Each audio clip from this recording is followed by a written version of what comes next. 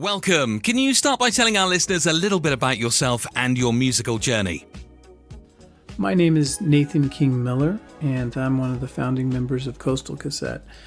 And I just want to say, Michael, thank you very much for having us on this interview. It's really a great privilege for us to be able to share our music and our vision and a little bit of our story with listeners. So thank you for this chance.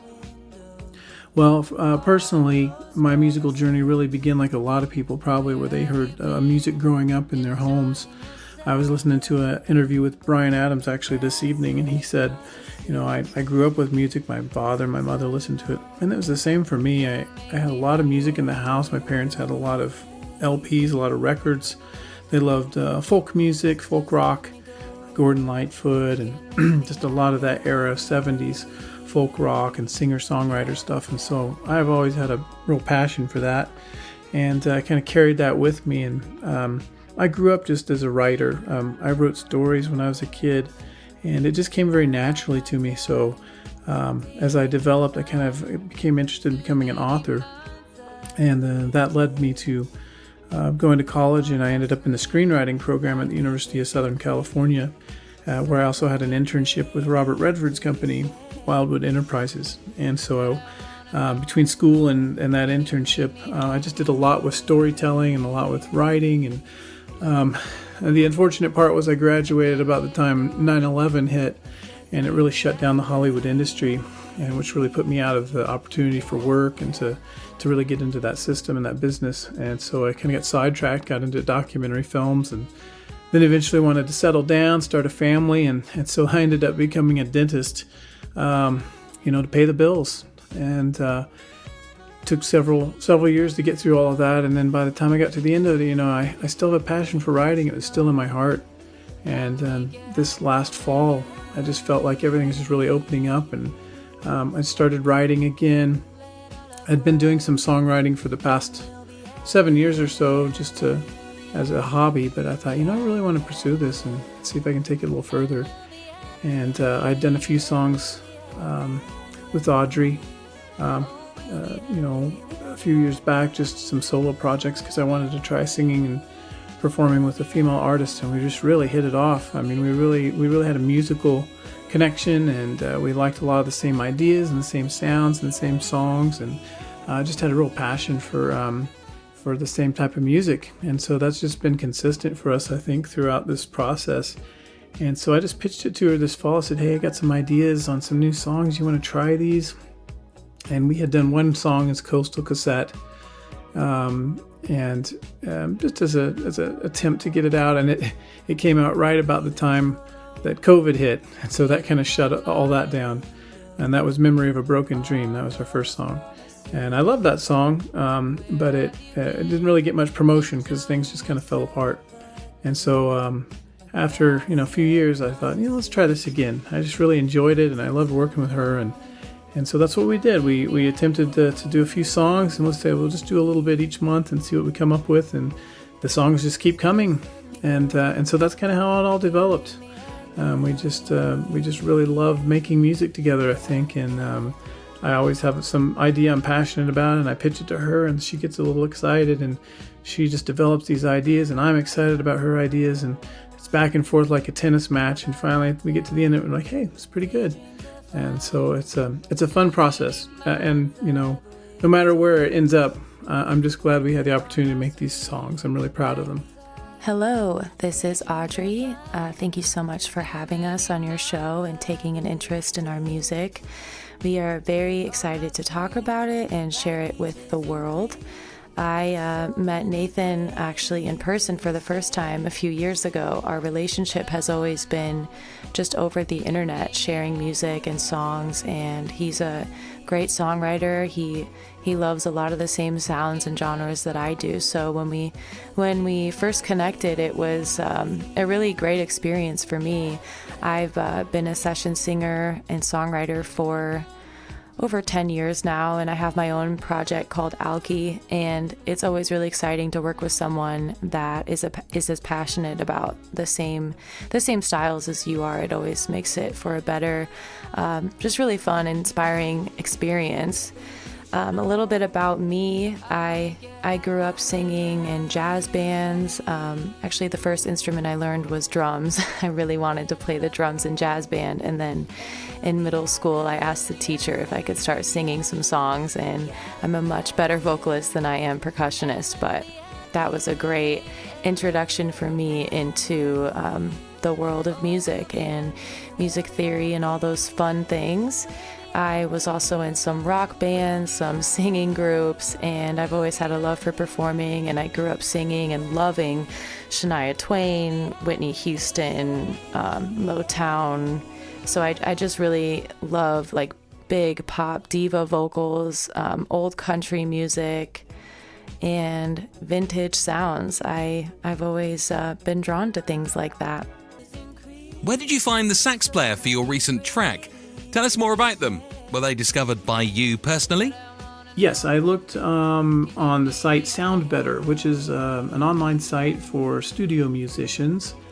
And I actually found Audrey there, and she's an absolutely sensational vocalist, wonderful songwriter. And so I thought, well, I hit gold there, so I might as well try again for the saxophone player.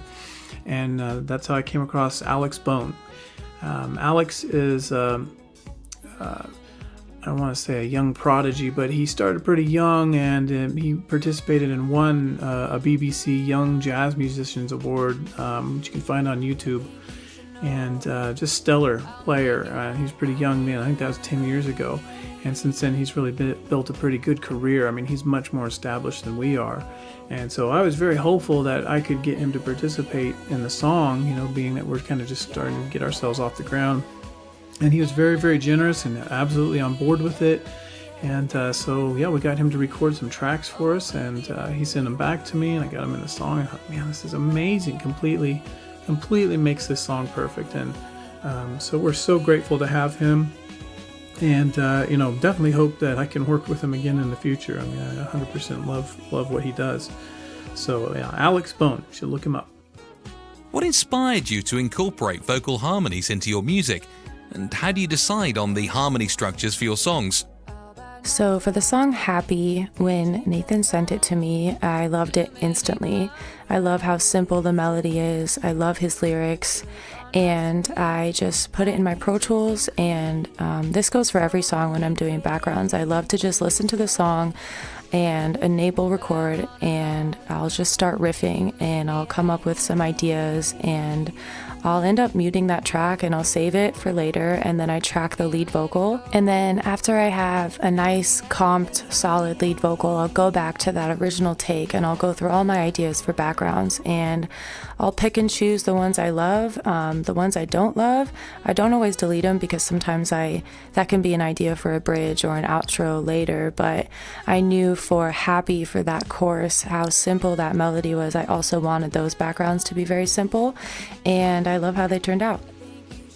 Can you walk us through your process for creating vocal harmonies? Do you start with a melody and build from there, or is it more collaborative with other vocalists?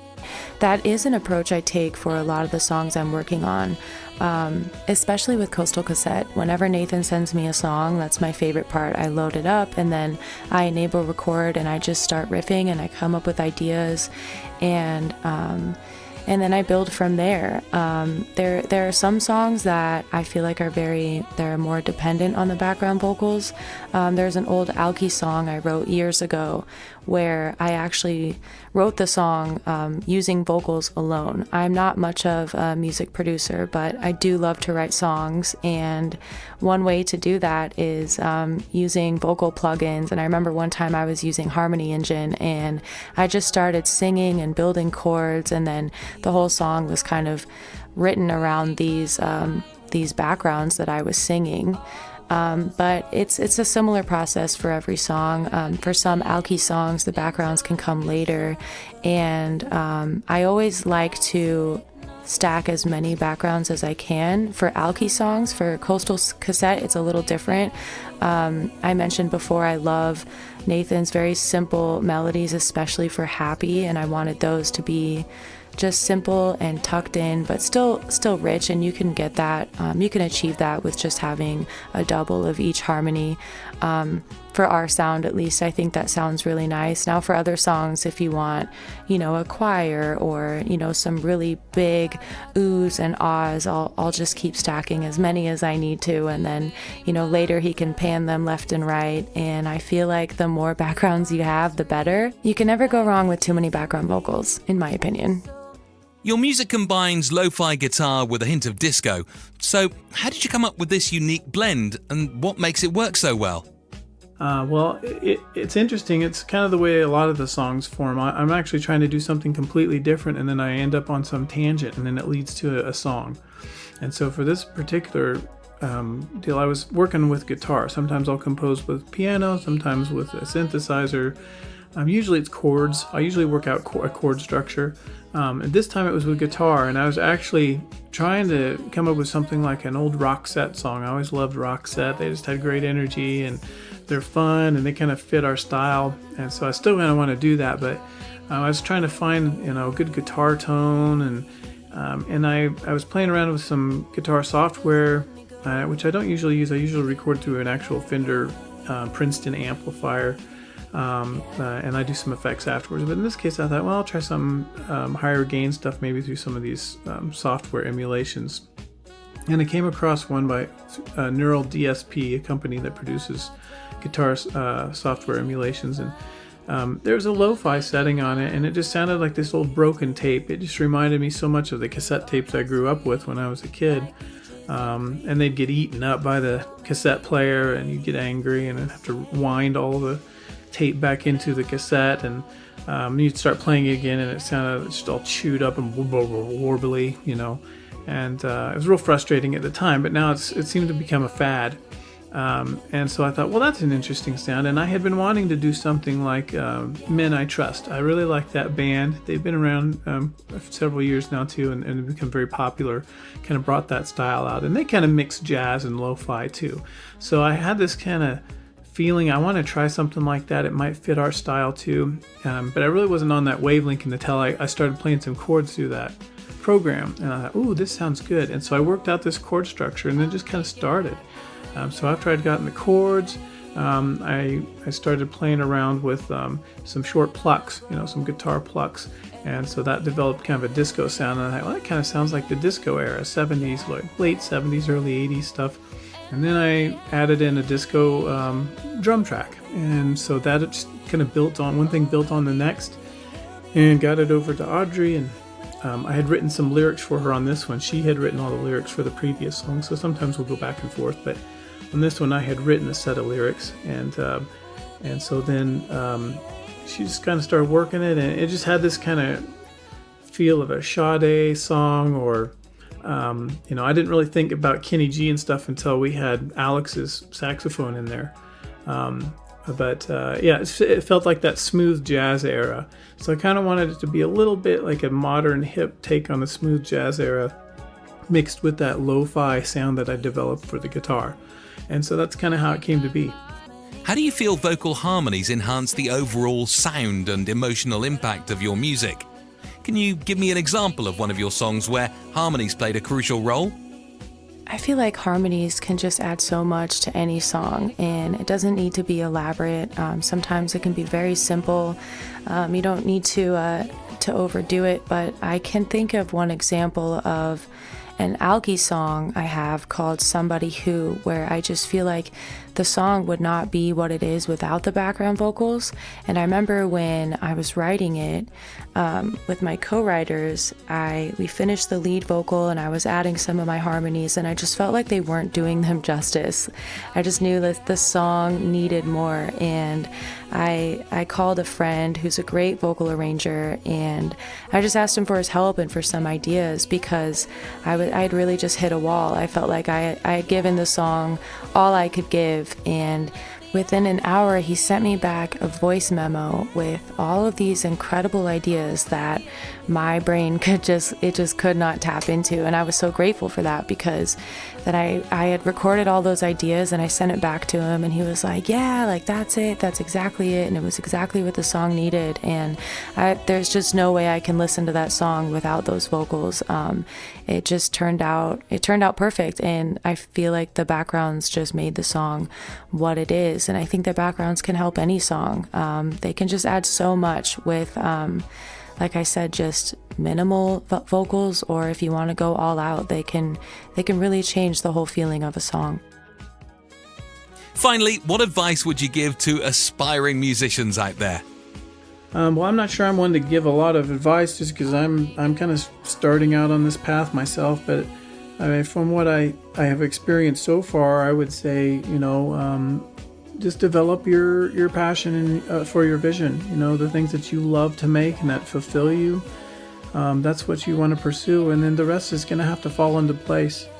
I think one thing I've learned is don't be afraid to promote yourself and promote your music. I think at one point when I was starting, I just felt ashamed, like, oh, I shouldn't be sharing this. I'm not good enough yet, and maybe you're not amazing yet, but the more you do, the better you'll get.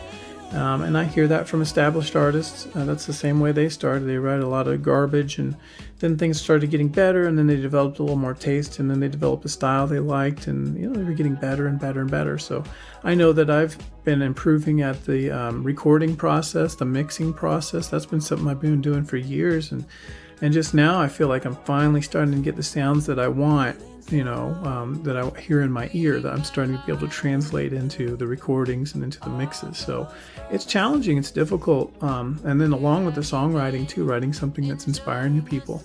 I mean, there's such a huge amount of recorded music out there now that you're competing with, but I think the most important thing is just to know that your voice is unique and your stories are unique, and so try to find that element that is really you, the thing you're passionate for. And just keep pushing it, because someone's going to be passionate about it too. And I've found that to be true. I mean, when I've put my heart out there, I've found that there are people that connect to it. There's a lot of people that don't either, but there's always someone that's going to make that connection. And that's really what it's all about. It's not about the money or any fame or anything like that. It's really about producing songs that touch people, that become part of their lives. Maybe they play it at their wedding. Maybe they just listen to it at night for some peace. I had a lovely lady in the UK that said, hey, I sat in my garden and listened to this song, and just is such a wonderful song. I just enjoyed it in my garden. That's one of the best compliments I think I've ever had. I was just so happy to hear that. It means a lot to me that people just sit down and say, yeah, your music is part of my life. And so, if that's all you achieve, that's an amazing goal to achieve. So I feel very, very honored by that.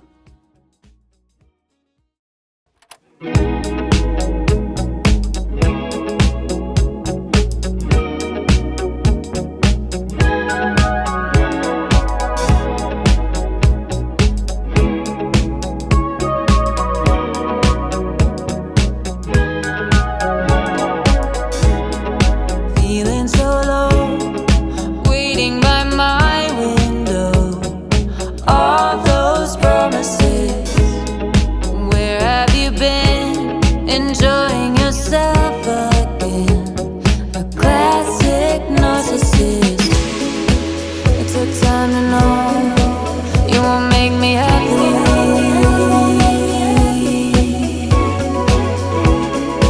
So just let me go. You can't make me happy.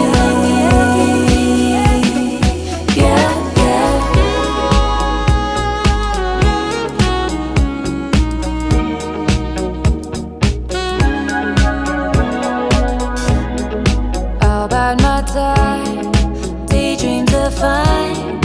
Too many months I've wasted. Flip on my screen like peaches and